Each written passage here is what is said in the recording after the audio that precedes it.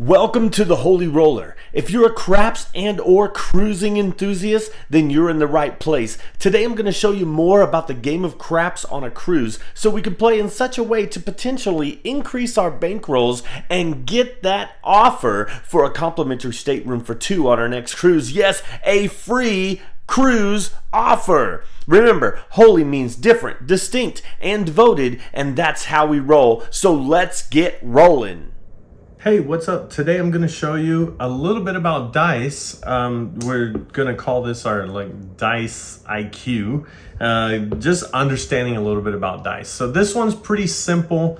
This video is just going to be talking about dice. And the reason why I like people to understand dice is because if we're going to play craps on the cruise and we're going to be earning a free cruise for playing craps, then we need to know, at least understand a little bit about the dice. And you might say, hey, the dice is dice, but we're going to talk about it right now. So dice is dice, yes, but there is a little bit of things to know about the dice.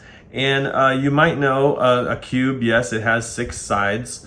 And so then the two combinations of these 2 die rolling at the same time, there's 36 different ways that these can fall. 36 different ways that they can land. They could land all kinds of different ways whenever they land, and they twist and they go like that, and when did they land, and so there's all kinds of different ways.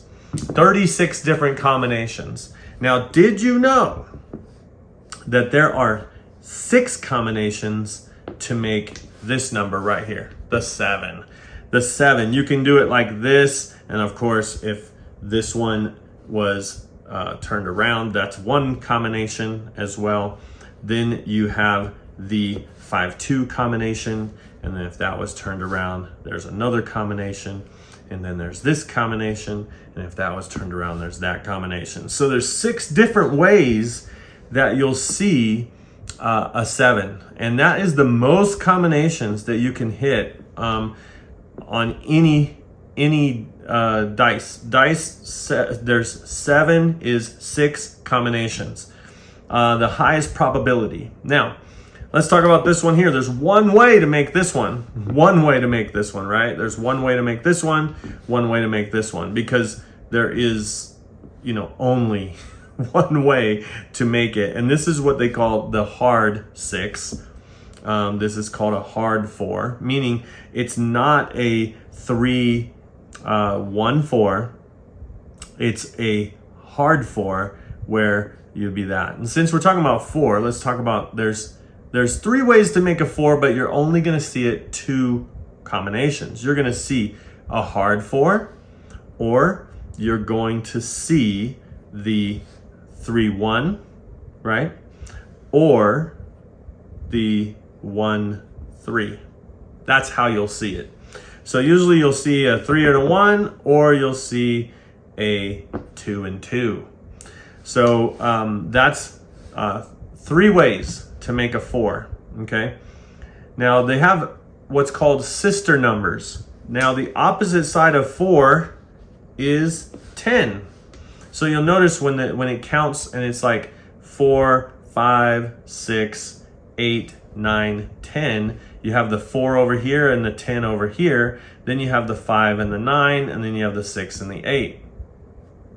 The sister of the 4 is the 10, and that's because the opposite side of the dice is the other number, 4, and if it lands the opposite side, it would be 10. Now that works even if you have a 3, 1, 4. So say you have a 3, 1, 4. The opposite side of that 3, 1, 4 is going to be a 10. Now, when the dice are like this, and you can see a 10, you'll see a 4 there, and a 4 there, and a 10 there, and a 10 there. So they're sister numbers. If you roll the dice and it's a 10, and then somebody rolls it again, and it flips and lands the same way, it might be a 4, or it might be a 10. And when we say a same way, meaning that it rotates the same way. Because this could rotate one more time and become a 6, and so Let's talk about 5 while we're at it though. So a 5, there are, think about it, 3 ways to make a 4. There are 4 ways to make a 5. All right, so you can see 1, 4, and then you also have or the 4, 1, right? And so then this one would be like that. So that you're gonna see it that way, but that's 2 different combinations, okay? And then you'll also see for a 5, okay, so there's a 5. You'll also see the 2 and the 3. So the 2, 3, and then the other way would be if they were the other way. This dice had a 2. If this one had a 2 and this one had a what would I say? What are we doing? A 3? 3. So there's really, you're only going to see them 2 ways. You're going to see them a 3, 2, or you're going to see the 4, 1. That's the 2 ways you'll see it, but there's 4 ways to make it. Okay. Now the opposite of that, the 5, guess what? Is the 9. So the opposite side is a 9. Okay. So the 9 is on the opposite side of the 5. Now this one's different because it depends on how these are going, and it always is like that because we could do that, and we could say 5, 5, 9, 9. All right. But if this was like this, then you have 7, 5, 7, 9. All right, so you can see that 7 showing its head a lot in that way. All right, so let's talk about that's the 5 and the 9. Let's talk about the 6. So obviously a 6, you'll see a 6, 1 or a 1, 6.